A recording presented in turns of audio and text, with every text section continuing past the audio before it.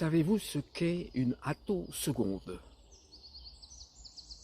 On en a parlé en 2023 à propos de la remise du prix Nobel de physique à une équipe de 3 chercheurs qui voulaient déterminer les positions précises de l'électron dans sa rotation autour du noyau de l'atome.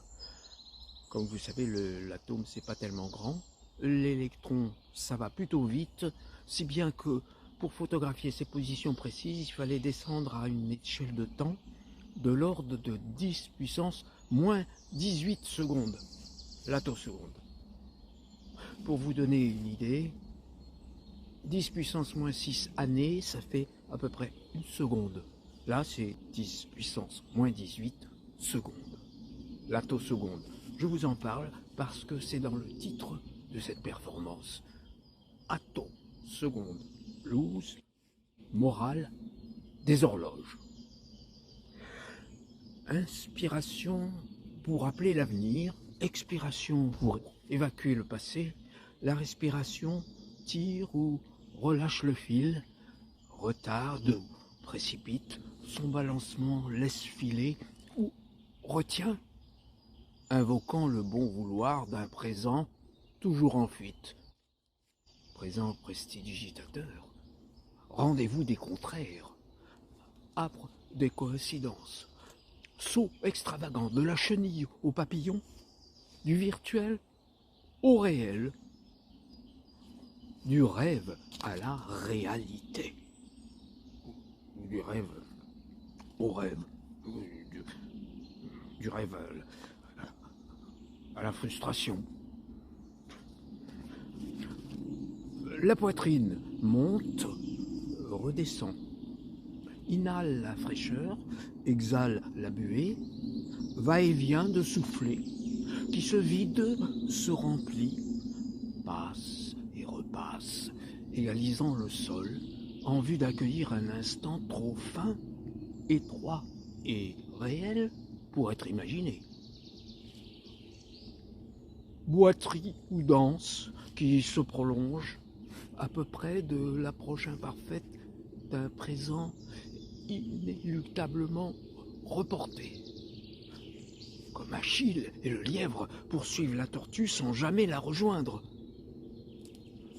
Éphémère pour chasser, le toujours déjà parti, ombre d'une proie lâchée dans la nuit sans écho du dieu Chronos. Profil acéré, précipité dans une chute sans fin, réfractaire à toute mémoire, souverain titan d'une odyssée sans retour, sans autre inscription que les cicatrices laissées sur le mobilier du monde, dans les gravats des rêves et des désirs de vivants, inexorablement compromis dans le mensonge de l'avant et de l'après, accrochés au radeau disloqué du souvenir, ne subsistant que par le seul fil de leur souffle, son flux et reflux, tissant une réalité seconde, à côté de l'insaisissable, faite de cadence et de rythme pour déjouer la perpétuelle esquive.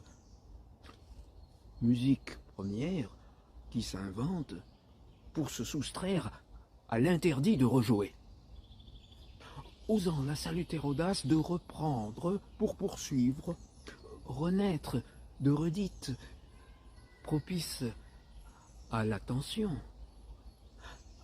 à l'écoute, à la saveur, par les répétitions enclines aux mêmes prédispositions que la caresse, qui soulage l'affliction, répare les déchirures, affine les accordages, aimante les présences, favorise l'unisson d'étoiles qui s'illuminent, de crécelles de cigales, d'un vol des tourneaux, d'un chant de tournesol, de corps qui s'énamourent, syntonie qui lisse les graviers du ruisseau, la toilette du chat,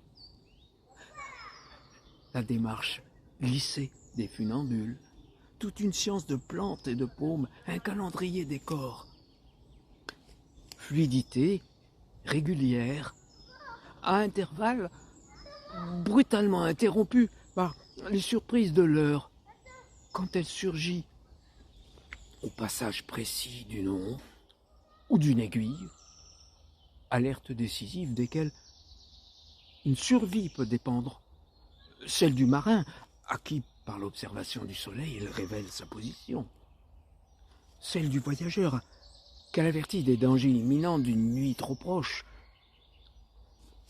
celle du gibier, qu'elle autorise à s'abreuver à l'insu du prédateur assoupi. Intelligence des discontinuités, essentielles à la vie. Ces jalons nécessaires, ces alarmes indispensables sont un atout. Un instrument à disposition des intentions dominatrices qui savent s'emparer à leur avantage de ce fouet. Leur mainmise facile substitue au rythme naturel l'autorité d'un décompte. Le sens déserte la mesure musicale. Abrupte et sécheresse confèrent aux heures le tranchant d'un couperet. Ce ressenti a poussé les insurgés parisiens de 1830 et 1848 à se retourner contre les horloges et tirer sur leurs cadrans.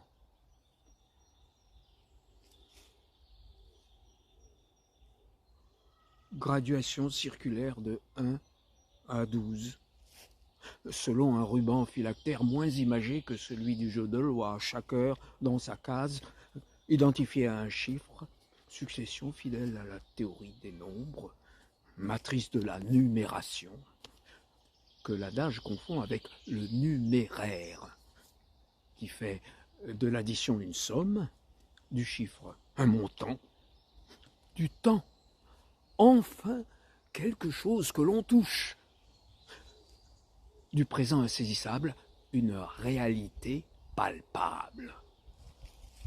La confusion est parfaite entre Chronos et Plutos, comme deux hétéronymes d'une unique divinité, objet d'un culte de longtemps établi dès avant la révolution industrielle, sur le triomphe de laquelle Big Ben a érigé sa monumentale autorité, scandant les heures, effeuillées en coupures, coupons, dividendes ou espèces, revigorant les partisans des grands négoces impatients d'avaler le monde. Ses rouages et balanciers, le battant de sa cloche, indispensable à la course effrénée des marchés, à la valse étourdissante des valeurs, leurs acmés, leurs nadmirs, sont une mécanique horlogère, désormais désuète à l'ère de l'Anthropocène, supplantée par les prodiges de la numérisation et de la virtualisation, maître d'œuvre du trading à haute fréquence, devenu majoritaire, transactions effectuées à la cadence des microprocesseurs, relevant de la compétence exclusive des conversations entre robots. Pas même un signe. Le langage court-circuité. Toute conscience humaine exclue. Ayant perdu sa langue, à quelle sorte de démission l'espèce a-t-elle ainsi consenti? Livré, pieds et poings liés, à tombeau ouvert, à quelle folle rationalité? Quel être est-il châtré au cours de ces parties? Quelle castration et de quel organe? De tout temps, les jeux d'argent, l'excitation qu'ils procurent, ont tenaillé les sociétés humaines, avides d'irrationnel, brûlant de se confronter au verdict du hasard, de se prévaloir de ses faveurs. Les robots, connaissent-ils les mêmes frissons? Est-ce bien un jeu auquel ils jouent? Perdent-ils, gagnent-ils? En souffrent-ils, s'en amusent-ils? Est-ce bien au hasard et aux risques qu'ils ont à faire face? de tergiversation. Seul un comité d'experts ou une consultation citoyenne pourrait en découdre. Sont-ils tristes de ne connaître ni la douleur, ni le plaisir, ni le sens? Ils ont l'intelligence, des performances, en tout supérieures. Ils ont la finance, les missiles, les réflexes, les algorithmes, les têtes nucléaires, la parole, prodigieuse efficacité, irremplaçable utilité, en regard de nos compétences subsidiaires, chaque jour amoindries. Dernier carré de dons, aussi particulier qu'inutile.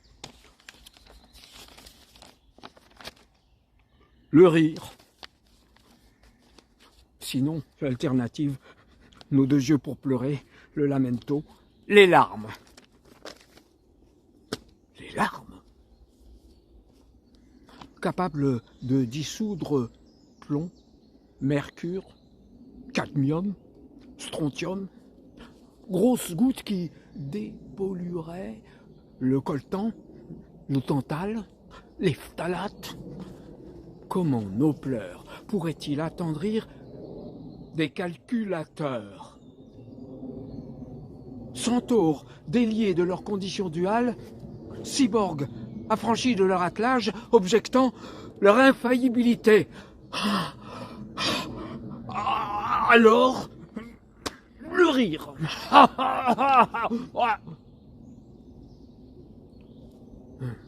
Rire amer.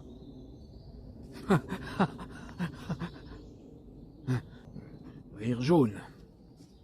Devant l'armada des horloges.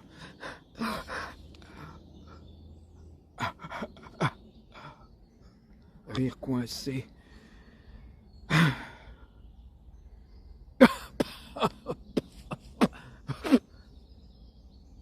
Rire pincé.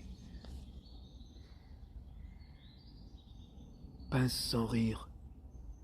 Qui pince la vérité mensonge, la main dans le sac. Fait tomber les masques.